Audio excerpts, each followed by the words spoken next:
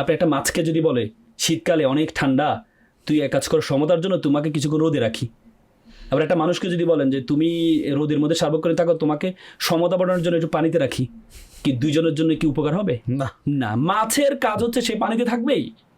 একটা মেয়ে একটা পর্দায় থাকবে। একটা বাবা একটা মেয়েকে একটা আইফোন নিয়ে দিল, আইফোন নেওয়ার পরে মেয়ে কী করলো, আইফোনটার প্রোটেক্ট করার জন্য সে একটা কাবার লাগালো, একটা গ্লাস পেপার লাগালো। তো বাবা বললো যে তুমি যে কাবার লাগালা, গ্লাস পেপার লাগালা, এটা কি আইফোনের মালিকে তোমাকে বলেছে লাগানোর জন্য? বলছে হ্যাঁ, প্রোটেক্টেড রাখার জন্য আমাকে বলেছে এটা লাগানোর জন্য। বলেছে এটা দিয়ে তো তোমাদের সৌন্দর্য নষ্ট হচ্ছে। বলে সৌন্দর্য নষ্ট হচ্ছে কিন্তু আমার এটা প্রোটেক্টেড থাকছে, দাগ বিভিন্ন থেকে আমার এটা প্রোটেক্টেড থাকছে।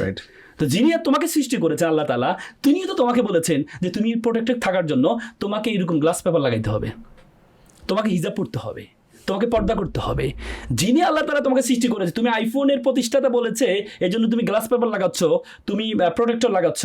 যে আল্লাহ তোমাকে সৃষ্টি করেছে সে আল্লাহ তো তোমাকে বলছে কি করার জন্য? প্রোটেক্টেড থাকো, প্রোটেক্টেড থাকার জন্য। তাহলে সেটা তুমি কেন করছো না?